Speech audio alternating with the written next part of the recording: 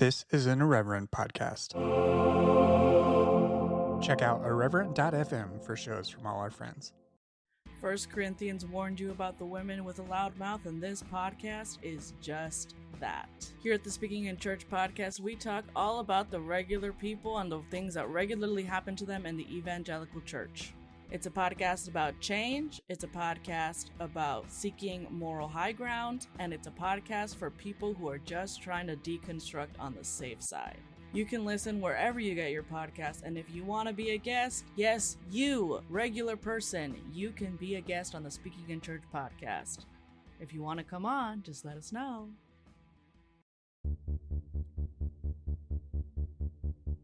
Hello and welcome to Exvangelical. I'm your host, Blake Chastain.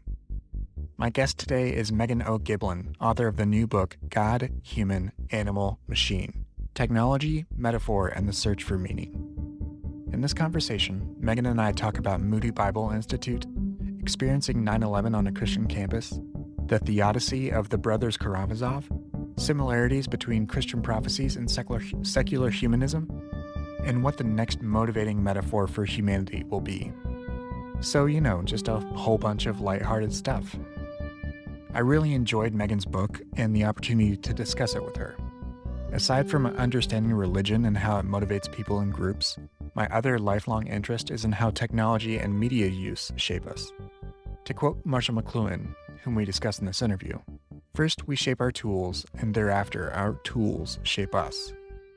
Those tools aren't just the phones we carry in our pockets, or the computers we work on throughout the day, or the infrastructure of our homes and towns that surround us without us really noticing. It's also the images that we carry in our minds and the stories that grab at our hearts. And that's why metaphor matters.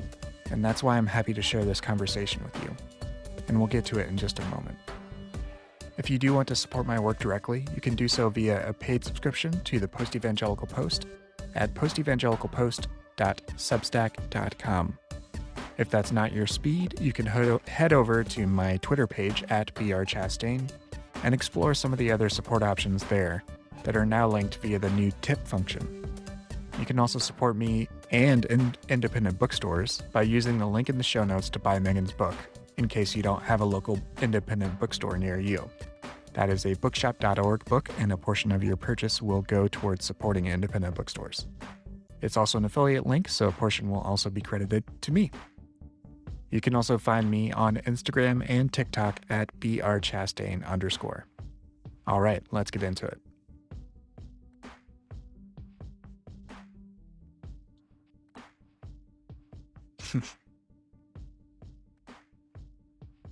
Hello, everyone, and welcome back to Exvangelical. My guest today is Meghan O'Gieblyn, author of the new book, God, Human, Animal, Machine: Technology, Metaphor, and the Search for Meaning. Meghan, welcome to the show. Thanks so much. It's great to be here. I'm really excited to talk to you because I think we have a lot of shared interests, namely religion and technology, and this past experience that we both have in types of fundamentalism, which I think is something that, especially when you are seeking out commentary about technology, it doesn't seem to be always like a default type of experience. Yeah.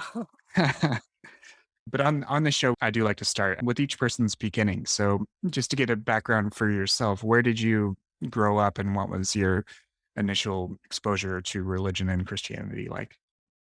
I grew up in a very your standard evangelical / fundamentalist family. I grew up mostly in the Midwest. My family moved around a lot. We were in Michigan, Wisconsin, Illinois. And yeah, I was homeschooled along with, I'm the oldest of 5 kids. We did like the standard Becca school curriculum, and the social life was mostly church and homeschool group. And yeah, I guess it's remarkable to think about it now, but like everybody I knew, everybody in our social circle, everybody in our extended family believed essentially what we did. Didn't have a lot of connection with people who had different worldviews. I think we had neighbors who were Catholic who we prayed for their salvation about it. As much exposure to outside beliefs as I got as a kid. And yeah, and then I went to Moody Bible Institute when I was 18. and studied theology and was exposed to, I don't know, for me, I felt like that was the first time when I really read the Bible. And I don't know if this is common of other people's experience with evangelicalism, but it was a lot of like the sermons and the youth groups I was exposed to. It was all the theological education that we got was not particularly in depth. And just thinking about theodicies and things like that for the first time at Bible school is really eye opening. And yeah, I had a great experience at Moody in many ways. I haven't really been back since I was there, but it was a great education in a lot of ways. I think I was exposed to the Bible and to theological doctrine, granted in a very narrow sense, at a level that I hadn't been before. And it was a very intense academic environment also. Yeah. Yeah. What was it like to experience that, like a place like Moody, which is in downtown Chicago, but it also being like, as you mentioned, like a sort of narrowly fundamentalist type of place? I contrast it with just personally, I went to Indiana Wesleyan, which is in Marion, Indiana, and there's not like, even though there's the town, it doesn't have any direct relationship to the town itself, really. You can very easily stay just within this little microcosm of the campus. Was that more of a liberal arts college? Yeah, yeah. It did also have a strong nursing program and things like that, and some other sciences. But yes, it was a general liberal arts college with somewhere around 50 majors or something like that. Yeah. Yeah. Yeah. The thing about Moody that I don't know if I would say it still makes it distinct, but it's definitely maybe becoming a rarity among Bible schools. And they take pride in this is that it's like everybody who's there is going into ministry full time, basically. Hmm. I don't know if this is still the case, but when I was there, they called it the West Point of Christian service. Uh, We were like soldiers being prepared for battle. And yet, so there was that really intense and really insular community on campus. The buildings, it was like right in the middle of the city.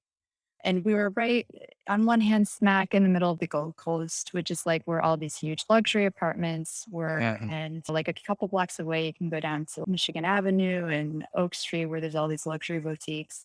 Hmm. And on the other side of campus was when I was there, it's no longer there, but the Green Housing Project, which was the largest housing project in Chicago.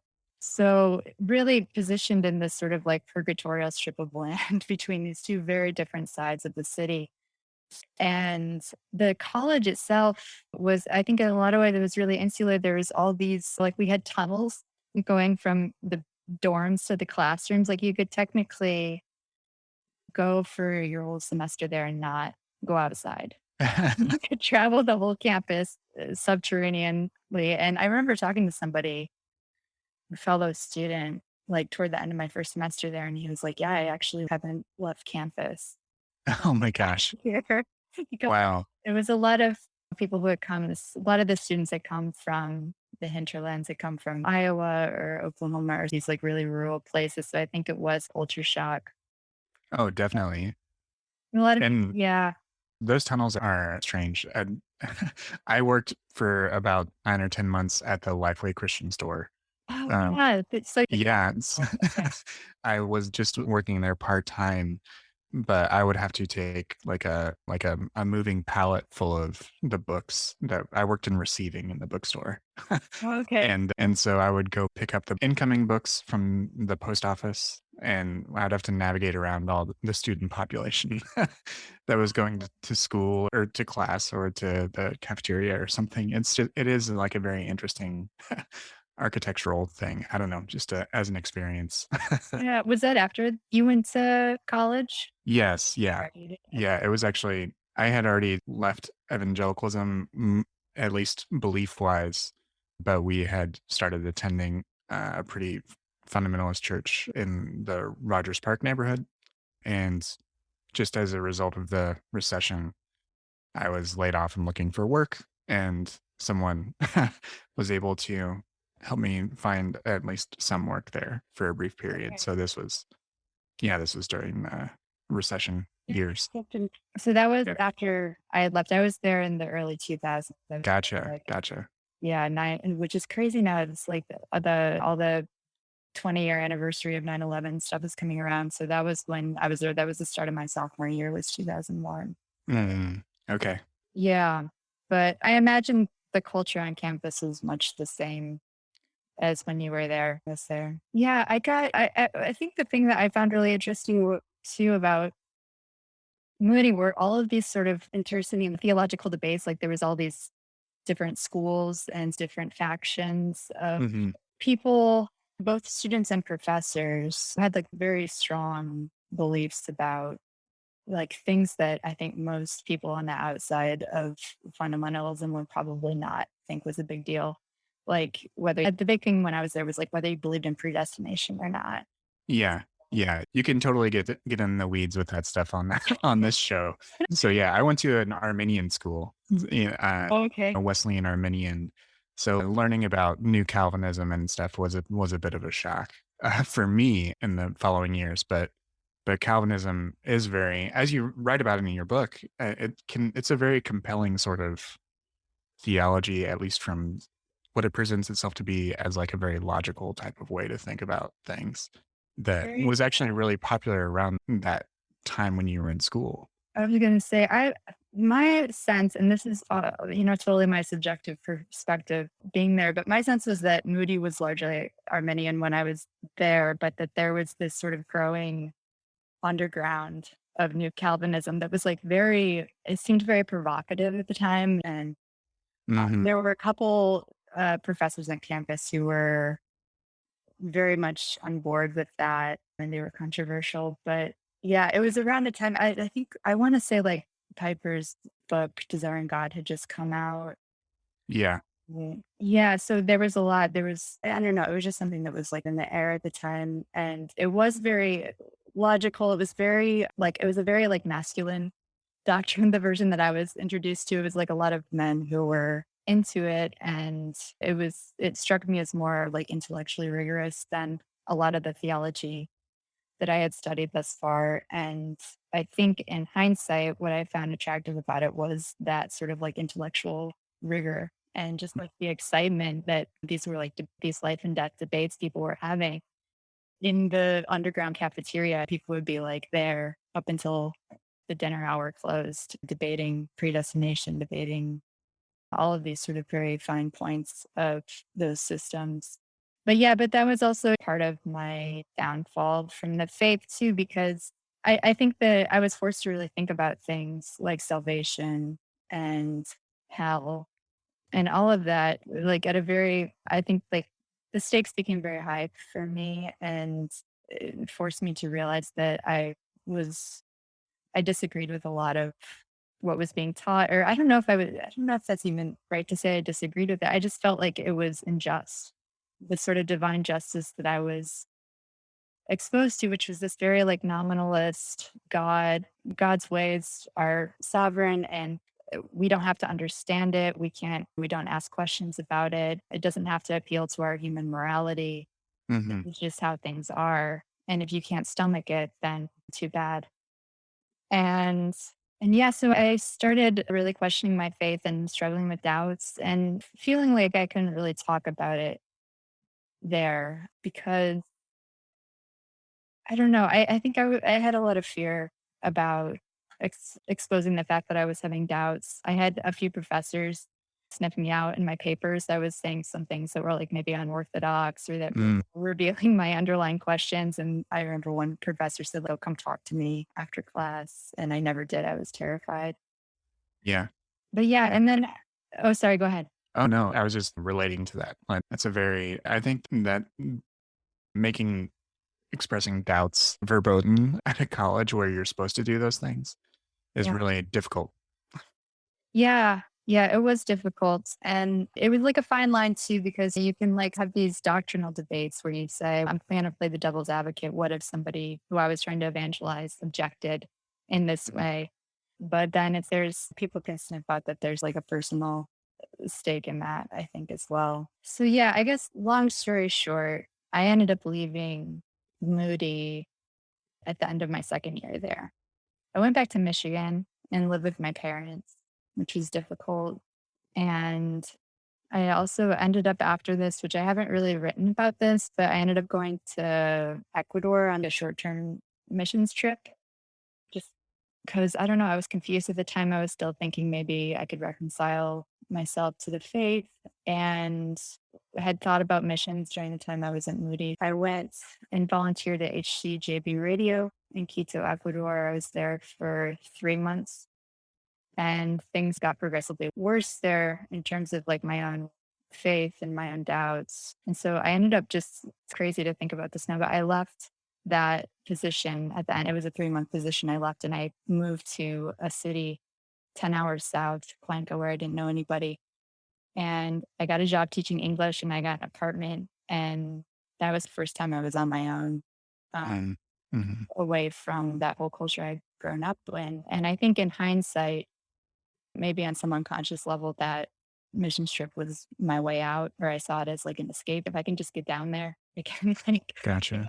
create Yeah. this other life for myself. So yeah, that was where I ended up leaving the faith in Ecuador. And then I came back to Chicago and ended up just I had a lot of years there where I was just like bartending and waitressing and wanting to write, but being too afraid to take a writing workshop. Yeah. Yeah, it was I think that was a really dark time for me, and I've written about that a little bit. Yeah, that comes across in some of your essays, and I'd like to backtrack a little bit in your at least in your story timeline to one of the things you talk about in your book in a couple of different ways is whenever you find patterns that related to you personally. And actually, one of the things I did while reading your book was find patterns Yeah. in your story and mine. And one of them is that the brothers Karamazov was actually like a text that really piqued this interest and opened up, I don't know, like a possibility of what these doubts might mean or how your own life might change. I was wondering if you could talk about that. This part of the Brothers Karamazov is famous and is sometimes published independently called The Grand Inquisitor. But could you talk a little bit about how that particular text influenced and made space for you to explore your own questions around theodicy and that sort of thing? Yeah, it's a really crucial book for me, and I read it at precisely that time that I was having doubts and was really immersed in Reformed theology, and I I actually read it for a class at Moody. They offered, like, one literature course when I was there. It was called Christ in the Novel, and it was a really great class. It really, like, opened my eyes to literature for the first time. I read Graham Greene, reread C.S. Lewis, and read just that portion. I think we were only assigned the Grand Inquisitor in the chapter right before that, which is titled Rebellion, which was really, like, mind opening to me. I guess just to set the stage if listeners aren't familiar with the past. Mhm. So, two brothers, Ivan Karamazov, his older sort of intellectual atheist brother, and then his younger brother, Alyosha, who is becoming, in the process of becoming a monk. And Mhm. so they meet and get engaged very quickly in this theological debate. And Ivan basically in that chapter lays out his objection to God's system of justice, which is, I would say it's one of the most powerful theodicies in Western literature, or maybe just like the most powerful theodicy that I've ever read. He says, I don't have time or space to focus on all the suffering that has visited all of mankind. So I'm just going to focus specifically on the suffering of children.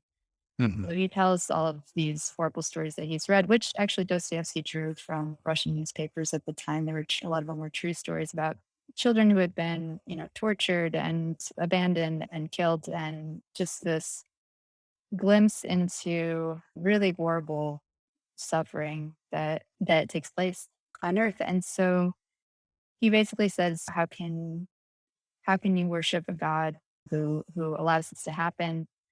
And Ivan, he doesn't like, I think Alyosha like doesn't speak for the whole chapter hardly at all until the end.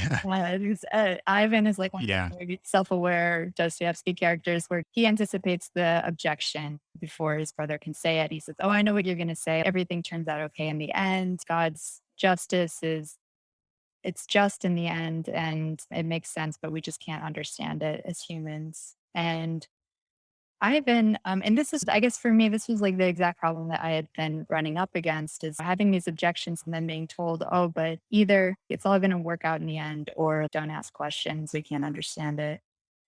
And Ivan says, okay, fine. Like he takes that as a starting point and says, maybe it's true that God's ways are higher than mine. And he actually, it's really interesting. And this is something I didn't understand until I went back and read the book later on, but he uses this analogy from contemporary physics, from the physics of 19th century physics, where he talks about Euclidean geometry, which is this like type of geometry. It was like the very beginning in physics of getting this glimpse of quantum physics and sort of this idea Mm, that there's a reality that our brains like just cannot fathom. So he says maybe you can say God's justice is like Euclidean geometry. It's something that no human mind, I have a human mind that works in three dimensions, and this is working in some other dimension. And he says, but I don't accept that. I have to have something that makes sense to me as a human. I can't accept this other system because it's nonsense, basically. And to me, it's unjust, and I have to trust my conscience. And to me, that was like a revelation, just like the courage of hearing somebody say that. Because for me, right. we had this debate about either this is true or it's false. And he's saying, even if it's true, I don't accept it.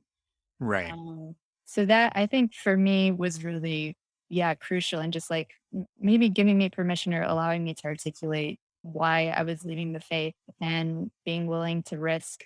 Maybe it is true and maybe I'm going to go to hell if I leave, but this is what I have to do. And I still think that this is the right decision regardless. Yeah. And just thinking back and knowing now what the time period was, if this was like in the shadow of, we're talking a couple days before the 20-year anniversary of 9/11.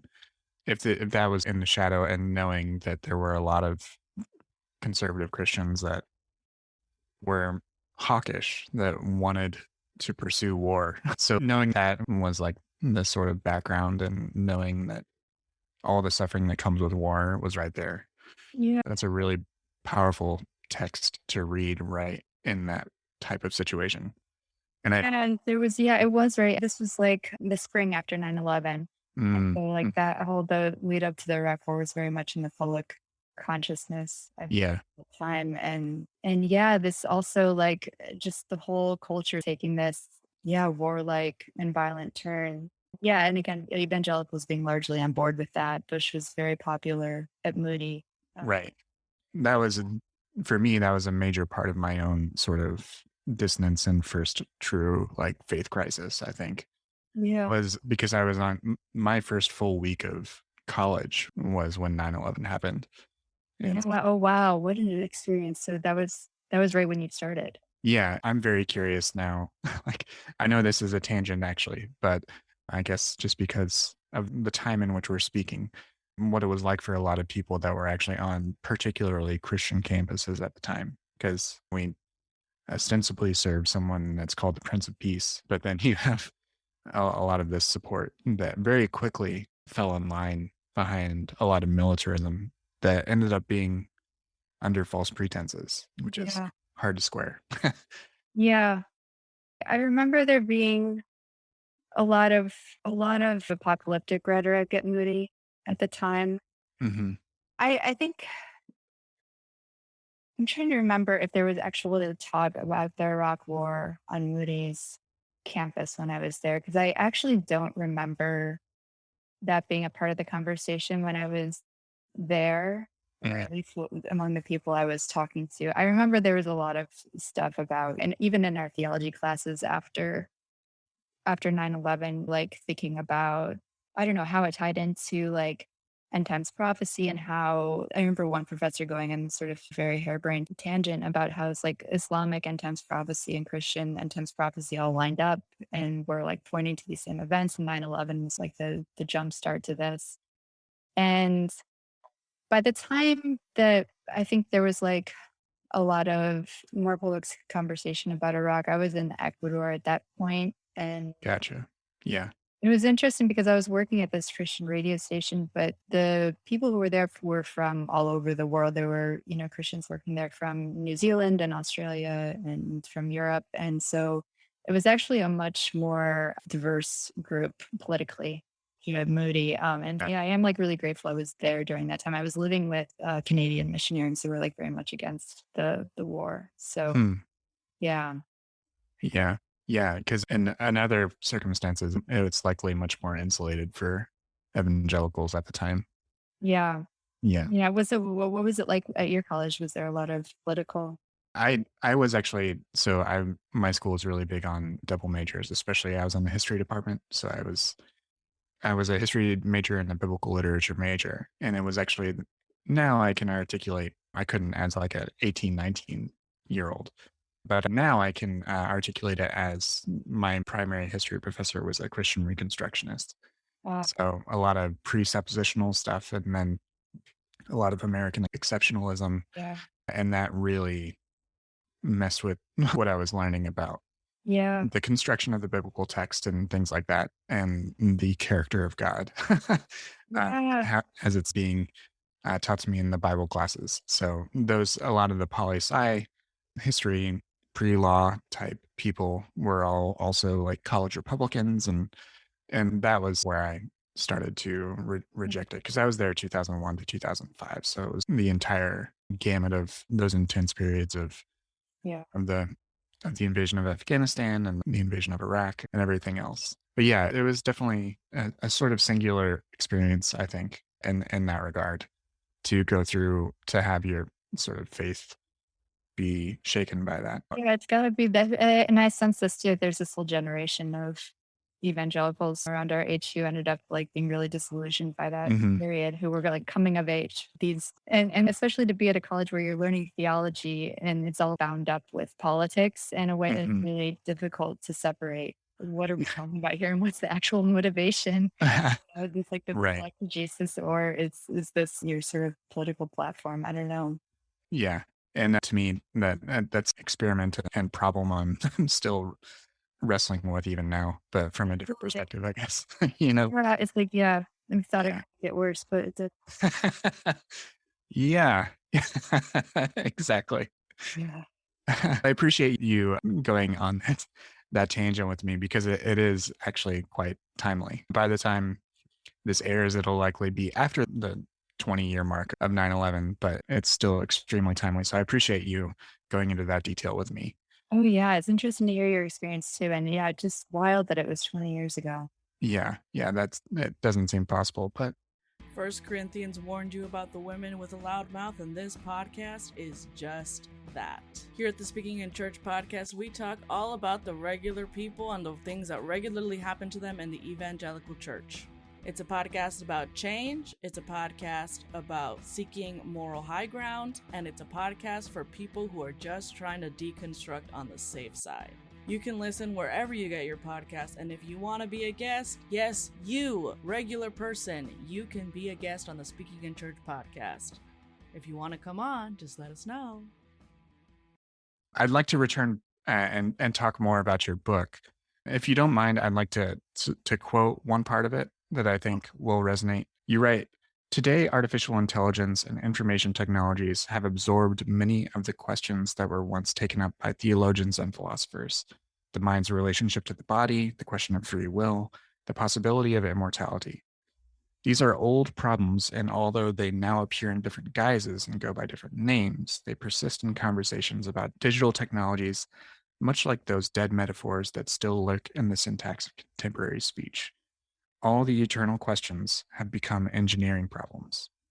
I really loved that passage, and I think it reflects the experience of someone who's inhabited more than one view of the world.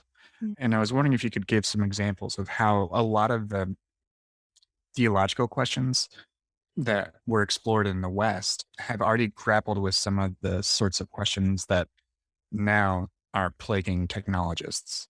Hmm. Yeah. I guess my entry point into technology, into like becoming interested and for a period obsessed with conversations about technology happened during that period when after I left Moody, after I came back from Ecuador, I was living in Chicago bartending, and I got introduced to transhumanism, which is this form of West Coast utopian, like techno utopian ideology that emerged in Silicon Valley Hmm. in the 80s and 90s. And I read Ray Kurzweil's book, The Age of Spiritual Machines, which was Hmm. like mind blowing to me because, first of all, I didn't know anything about technology. Reading about sort of these things like mind uploading and nanotechnology and brain computer interfaces, these sort of like speculative, futuristic possibilities that could happen. And that Kurzweil was arguing were an inevitability was just like fascinating. And also, I think I had grown up in this very millenarian form of Christianity that was very focused on the end times and the future. And Kurzweil and to some extent other transhumanists, it's very much an apocalyptic vision. And it's very similar to Christianity. There's this idea, Kurzweil believes that, I think his original prediction was that by the year 2050, Hmm. humans were going to be so completely merged with technology that we were going to become another species called post-human. We were going to basically be immortal. We would be able to upload our minds to supercomputers or to the cloud. We were going to just live in the sky as pure information, disembodied, and we weren't going to have any more suffering. We would leave behind the human corruptible flesh. And so, yeah, that idea was very appealing to me. It was basically promising everything that Christianity had promised, minus the supernatural stuff. So, this was all, there's a lot of disagreement about whether these technologies are possible or not. And some of them are trying to be developed right now. But Right. Like Elon Musk's Neuralink. Neuralink, and that very much comes out of this sort of transhumanist legacy. I was very interested in those kinds of technologies. But at any rate, it doesn't require anything metaphysical. It is theoretically possible that these technologies could come about someday. And yeah, so I went down the rabbit hole of like techno utopian visions of the future. I was on like message boards. I read a lot of books during that period about technology. And it wasn't until many years later that I was like, oh, this was just like a technological secular version of the Christian prophecies that I'd grown up with. That was one starting point for this book and thinking about that way in which sort of theological questions had found their way into these very technical discussions about emerging technologies. And sometimes to the point, it was really bizarre too, because if you get into sort of like the nitty gritty debates that these guys are having about like digital resurrection, whether you can bring somebody back from the dead, which is Right. Rick Which believe he that. wants to do it for his dad, right? Yeah. He has like a Yeah. little storage unit somewhere with all his dad's artifacts in it. He thinks he can recreate him digitally. But yeah, they're debating the same questions that the church fathers debated in the third and fourth century, like whether we were going to have this sort of like platonic spiritual afterlife, where we were just information, just spirit, this more like Gnostic interpretation of the resurrection, or on the other hand, do we need our bodies? Do you have to figure out a way to make the whole body immortal, not just the mind? Again, this is just like reiterating these questions that were, I think, originally discussed in theological circles, in the theological context. And I see that in a lot of different conversations about technology. I write in the book a lot about the question of free will too, because again, that was something I really struggled with being immersed in New Calvinism and thinking through that. Well, like, are we just deterministic beings? Do I really have a choice? And that question was like really unnerving to me too when I was struggling with my faith because it was like, oh, I could like see the path ahead of me that I was like about to leave. And it was almost like, is this just am I not one of the elect? Is Right. why I'm having these doubts is because I actually don't have control over them. That's a really troubling thought. It becomes like a vicious circle because then the more doubts you have, it just confirms the fact that you're not one of the elect. And so then Hmm. that reaffirms the doubt. It's just really awful. Yeah. And so again, and that's something that comes up too in philosophy of mind, for example, when a lot of philosophers argue that we don't actually have free will, or that our free will or even our whole consciousness is an illusion to some degree. And it also comes up a lot with the rise of predictive algorithms, this idea that, because we have so much data now and we have these super advanced AI systems that can process data and can understand the world on a level that we can't, that they actually might be able to understand and predict our actions better than we can. Uh, In your book, you also do quote people like Cathy O'Neill, who wrote Weapons of Math Destruction, yeah, which talks about the weakness of those systems, which is that they inherit historical biases because the data sets that they use are built on systemic problems of racism and other types of oppression. yeah, this is the fundamental paradox of these technologies is that part of Mhm. the rhetoric when they were being developed is, oh, they're going to be completely objective.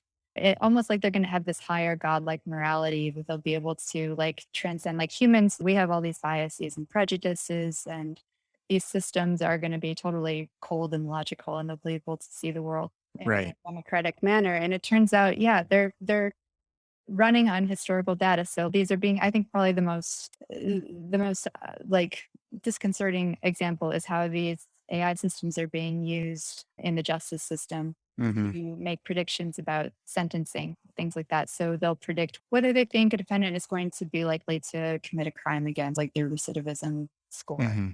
And obviously, they're relying on past court cases.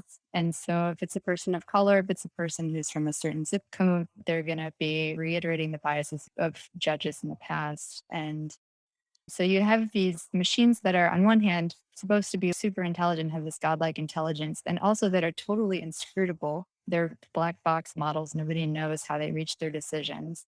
And they're just making the same mistakes at a larger scale that we've been making for hundreds of years. And actually, that is one of the themes that really stood out to me, just in thinking of the way in which a lot of I would say I, maybe the term like techno optimist, I guess, like someone who's very rosy sort of predictions about the future and what technology enables. Like the key example I think of is Kevin Kelly's work. He's written two books. He wrote one called What Technology Wants, Hmm. which the final chapter describes this sense of extropy instead of an opposite force of universal entropy, that things get more complicated, and technology and humanity's ability to guide it will inevitably lead it to a positive type of thing. And it feels very like process theology. Yeah. It was like a sense of God cooperating and working and guiding and with his creation or its creation. And then later he wrote a book called The Inevitable, which is about inevitable technological progress. And also that was also very optimistic. It was published in 2015 or 2016. And I feel like a lot of that optimism after 2016 here in the United States feels a lot less earned. It feels much Yeah. more unearned. Yeah. It's interesting. And I actually haven't read Kelly's work. I'm familiar with it, but I think that you're right that there is something around like 2015 where there was this peak of optimism in Hmm. technology. And obviously, the 2016 election and the aftermath brought a lot of attention to social networks and the way in which, that they could be infiltrated and disinformation and things like this. And then also, I think around that time, a lot of people who weren't in technology probably weren't paying attention to it as much, but there was this whole like deep learning revolution that was happening during that Hmm. time. And that basically is what gave us a lot of these systems that turns out they're very prone to bias. So I think that's dampened the optimism a bit as well, or at least tempered it, I would hope. I think people tend to be a little more skeptical now about the potential of those technologies or more aware of their limits. Yeah, and I think that the interesting thing, though, that comes across in your work is the way in which whether someone uses this sort of material or metaphor, which is one of the guiding principles of this book and the essays there, is that sort of regardless of which metaphor, it feels like we drift back to these sort of questions of first things, or what do you think is behind that impulse? Like you have on one side the Christian prophecies, like you mentioned, and not on the other, you have Kurzweil's materialist view of basically the resurrection or immortality. And you can even find connective tissue. And as you mentioned, I can never say his name out loud, Desjardins. Yeah, Um, Fahrenheit and down. Yeah. yeah, of the noosphere and the omega point and all of those types of Christian transhumanism. There's even people who use that term to describe themselves now. Yeah. I talked to some Christian transhumanists. That was wild to me. Felt like inevitable because there is, like you said, there is a direct lineage, and that was one of the really satisfying things about writing this book was uncovering that. It's like these Hmm. coincidences, they can't be coincidences, that these are so similar. Where's the link? And like all of the histories of transhumanism say, oh, we're carrying on the legacy of the Enlightenment. We believe in reason. It's, largely atheists who are part of this movement. But if you look up like the etymology of the word transhuman, the first time it appears in English is in a translation of Dante's Divine Comedy. That's And wild. yeah, and it's in a passage just describing the resurrection. It's when Dante is being transported to heaven and he's watching his flesh transform, and he says words cannot describe this transhuman change, and made up a new word in Italian, transhumanar, and it was translated as transhuman in English. But beyond that, and then I think that's how that term got into Pierre Teilhard de Chardin, because he's basically the most recent. After Dante, I think he was like the next person as far as the etymologies go who used that word.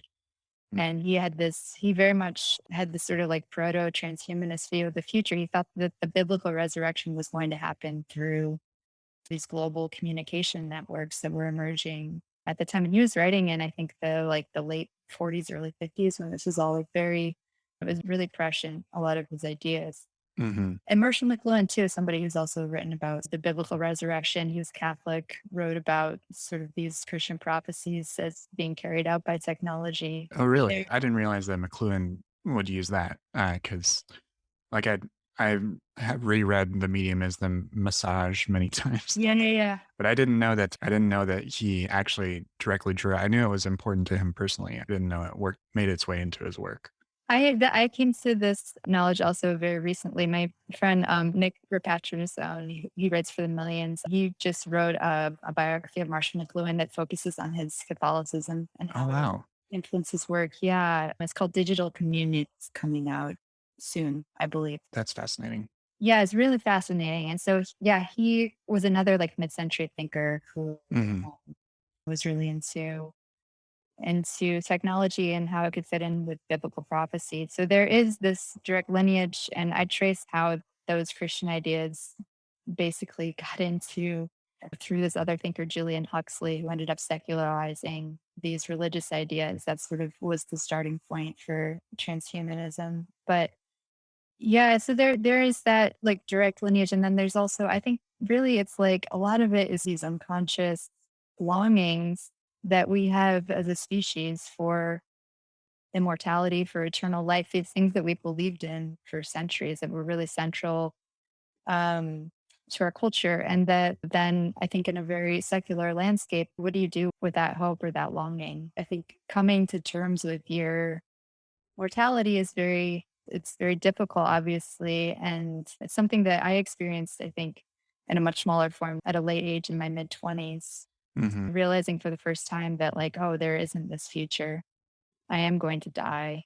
Um, and I think to some extent, maybe on a more subtle level, I think we're still dealing with that trauma as a culture.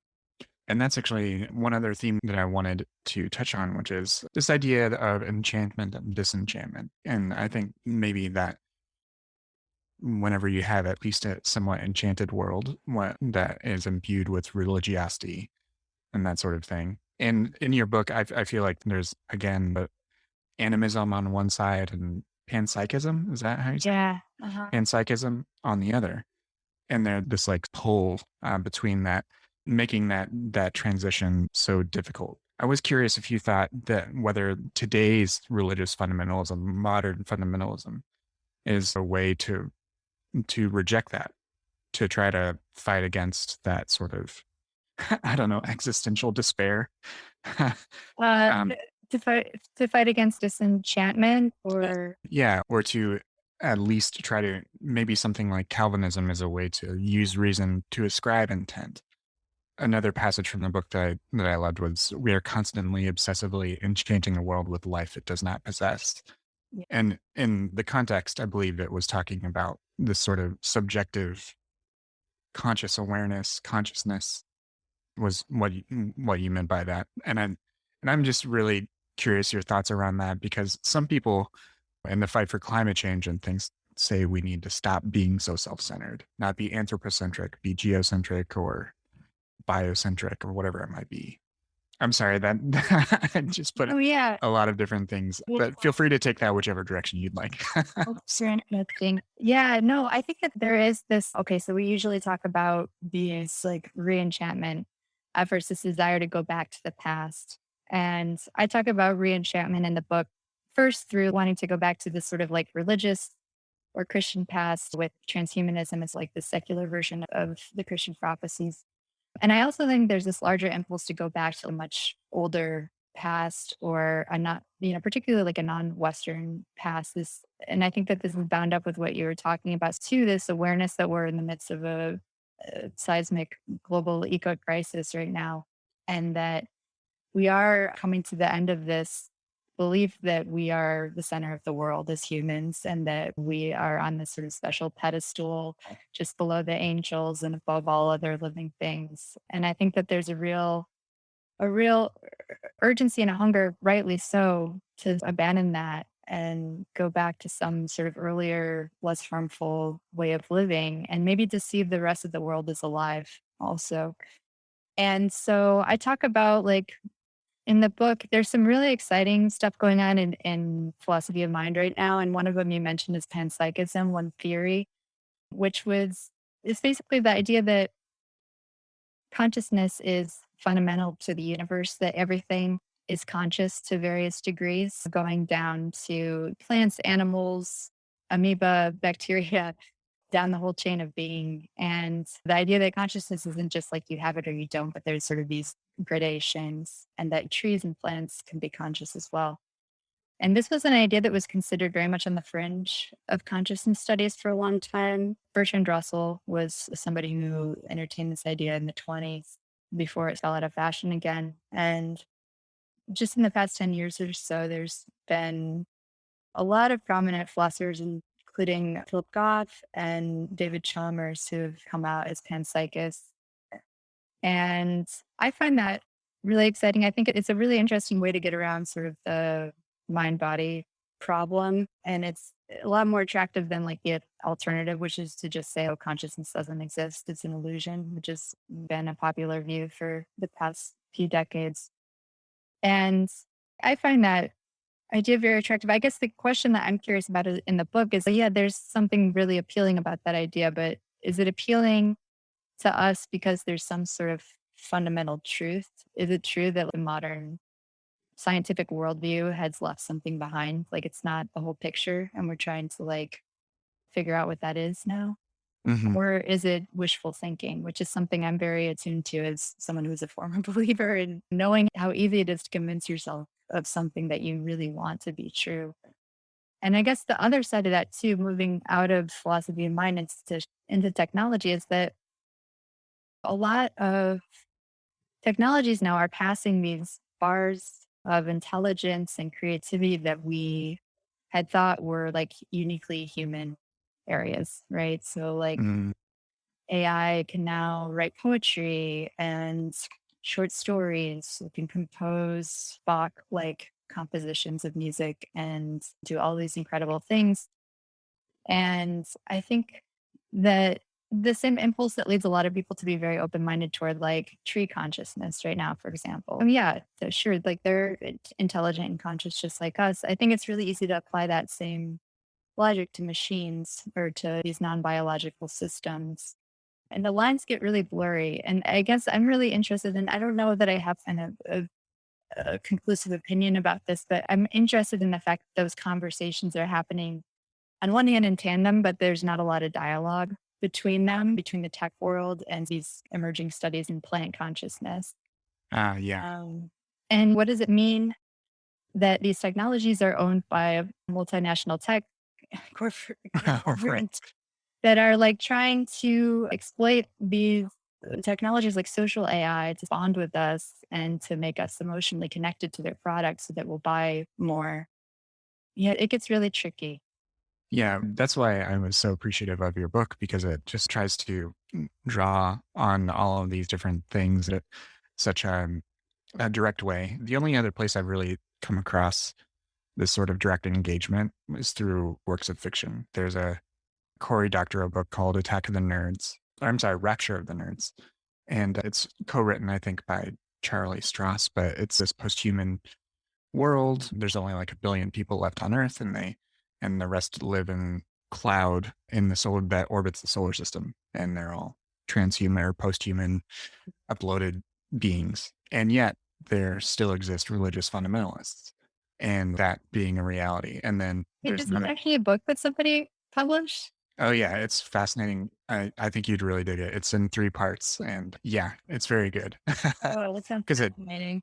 yeah. And then the other one that came to mind when I was reading your book was Neil Stephenson's recent book, Fall or Dodge in Hell, which also deals with sort of a digital afterlife, scanning bodies, connectome, and all of that. And then a bunch of other things about technology and the way in which philosophy and religion also play a part. But I don't necessarily come across them in such a direct way. Yeah, So yeah, I don't read a lot of sci-fi. I probably should. I had this great idea for a novel that because I started as a fiction writer, mhm. where I thought it would be great if there was a novel where like all of the fundamentalist Christians went and colonized Mars, and then they had this like faction where the Martian fundamentalists believed that was the rapture. And now they're now like Yeah, that's potent right there. Yeah, after like everybody's written it now, it seems like a lot of people are interested in that intersection of yeah, yeah, religion and science fiction. yeah, yeah. That's one facet of that particular book, but I'm actually rereading it because it just feels somehow accurate, even though it's fictional. Like Yeah. this feels like a potential possibility, and Yeah. that actually leads into sort of what I'd like like to ask you the final question, which is we're on the cusp of another sort of technological paradigm shift in the next few years. Like 95 to 2007, 1995 to 2007 was like the desktop and the early internet. And then 2007 to now is the mobile and smartphones. And then Facebook just announced with Ray-Ban their AR type glasses today. And within the next few years, people are expecting augmented reality to become the next sort of major computing platform. Mm. So all the big companies are jockeying for position. But with that in mind, and just knowing that we actually carry these metaphors forward with us, whether they're religious or scientific. And in the last few years, we've seen like very strong worldviews at play.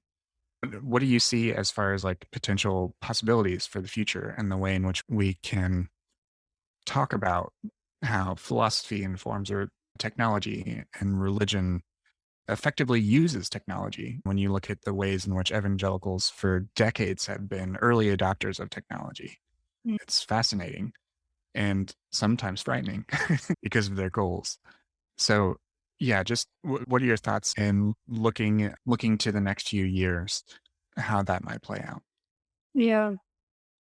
This is maybe the place where I am not terribly confident in my outlook for the future, just because I think that the developments in technology these past few years have been unexpected in a lot of ways. Mm, It would mhm. have been difficult to predict even just a few years ago. Something like machine learning, which has like fallen out of fashion for a long time, made this huge comeback. I do think I think that the question about what makes us human and finding metaphors or different ways to talk about that is going to become really important because I do think we have this history of, and this isn't even, in a way, it's inevitable. Like, we can't understand what it means to be human without comparing ourselves to other things. So, Mhm. this is where the book title comes from is, are we, I think for a long time, the dominant metaphor was that we're made in the image of God. So this idea that we alone have reason and that makes us in some sense divine. And then more modern view, which is that we're animals. And then the emergence of the brain computer metaphor or these other sort of mechanistic metaphors for human nature. So this idea that like our minds are basically computational. Mm-hmm. I think that changes. Obviously, we need metaphors to understand the world. I don't think we could think or use language without them. But I think that they also, because they're so intimately bound up with thought and language, they change how we see the world. They change how we see ourselves.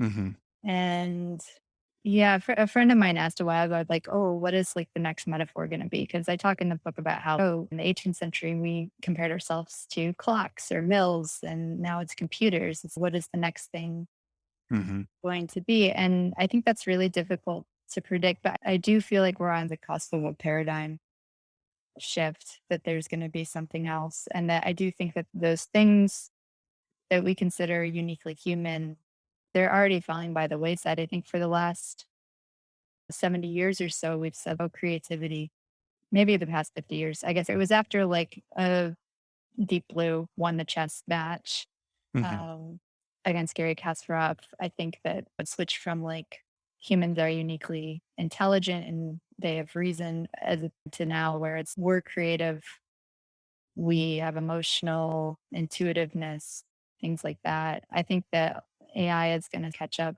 with us in those categories. It already is in a lot of ways. Mm-hmm. So yeah, so what's next? What are we going to focus on as what makes us distinct? And I don't know. I don't know what the answer is to that, but it's a conversation I'm interested in. Yeah. Yeah. I think your book is a great addition to that conversation. Thank you so much for joining me today. Where can people find your book? Where can they find anything else you might write or find you online? Anything you want to plug? Yeah. My book is available in all bookstores. I encourage people to buy from independent bookstores if you have one Mhm. in your town or through a site like IndieBound that orders from independent bookstores. It's also on Amazon, Barnes and Noble, etc. And yeah, I have a website. It's just megano'gieblyn.com where I post new work occasionally. I'm still doing a lot of like freelance work. So I write for the New Yorker and Harper's and the New York Times. And I write an advice column for Wired magazine called Cloud Support, Mhm. where I answer people's like existential questions about digital technologies. So send me a question if you have one. Megan, thank you so much for joining me today. Thank you so much, Blake. It was a pleasure.